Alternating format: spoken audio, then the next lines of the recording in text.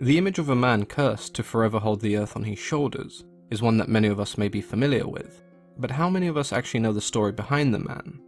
The man this story centers around is in fact not a man at all, but rather a titan known as Atlas, and a common misconception is that it's the earth on his shoulders, but he was actually cursed by Zeus to hold Uranus, the personification of the sky and the heavens, and that is what he bears on his shoulders. He was part of what many considered to be the second generation of Titans, being the son of the Titan Iapetus and Clymene, one of the many daughters of Oceanus, making him the brother to Prometheus, Epimetheus and Menœtius. It was also believed that Atlas fathered many children, a large portion of them being regarded as nymphs, including the Hesperides, Calypso, and Maia, the mother of Hermes, which would make the messenger god one of Atlas's grandchildren. During the war between the Titans and the Olympians, Atlas and his brother Menœtius sided with the Titans, whereas Prometheus and Epimetheus sided with Zeus, but Atlas was believed to have been one of the main sources of rebellion against the Olympians, potentially even leading the Titans into battle, which is why when the war ended, Zeus made an example of Atlas. His brothers and sisters were banished to Tartarus, but Zeus condemned Atlas to stand on the western edge of the earth and hold the heavens on his shoulders, forever separating Uranus and Gaia.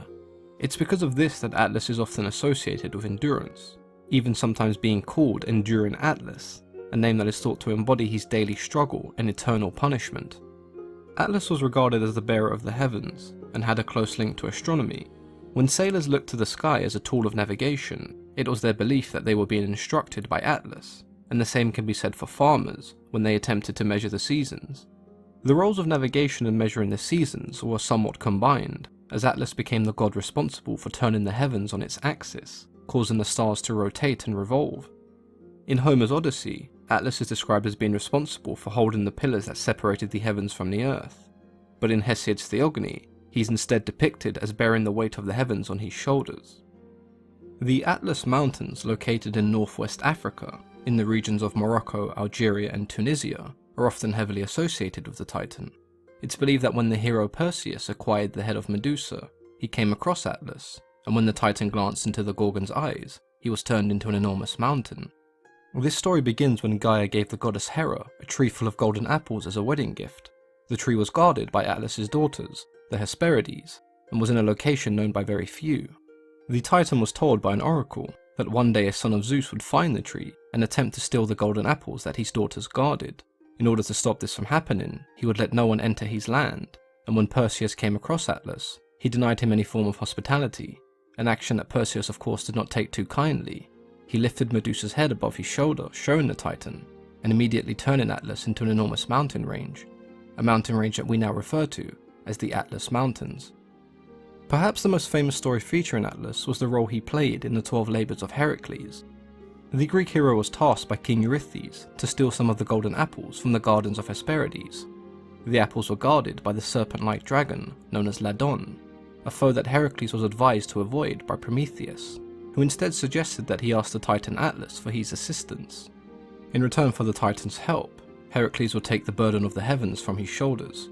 When the Titan eventually returned, he refused to resume his responsibility as the bearer of the heavens. He planned to leave Heracles with the weight of the heavens on his shoulders. By some form of trickery, Heracles convinced the Titan to swap places, under the illusion that he could ease the strain on Atlas's shoulders. But instead Heracles took the apples and left, just as Atlas planned to leave him. There are a few different variations of this story, relating back to the depictions of Homer's Odyssey. In another variation of the story, Heracles built enormous pillars capable of holding the heavens, freeing Atlas from his burden, and in return the Titan would acquire the golden apples for Heracles. Atlas is quite an interesting and symbolic figure in Greek mythology for numerous reasons. He symbolises the hardships that some of us have to endure on a daily basis, and his stoic and resilient approach show us that even the most impossible task of holding the entire weight of the heavens on one's shoulders can be possible. It's important not to forget that he also symbolises the wrath of Zeus. He was one of the main forces opposing the rule of Zeus, and as a result he was made an extreme example of, warning anyone who dared to oppose the rule of Zeus and his fellow Olympians that a similar fate awaits them. It's likely that the ancient Greeks looked at Atlas as an extremely useful god. He provided sailors with the means of navigation, and a way for farmers to distinguish between the seasons. If I had to hazard a guess, I'd believe that the ancient Greeks were quite grateful towards Atlas, as many of them could have believed that without the Titan, there'd be nothing to stop the heavens from crashing down upon them. Quite often the Titans are mentioned scarcely, and even less so after the war, but Atlas is one that we know quite a lot about compared to the rest, and it poses an interesting question. If the Titans would have won the war, would Atlas have assumed a role similar to that of Zeus, or would another Titan have challenged him? I look forward to hearing what you guys think in the comments below. As always, I've been your host, Mythology and Fiction Explained.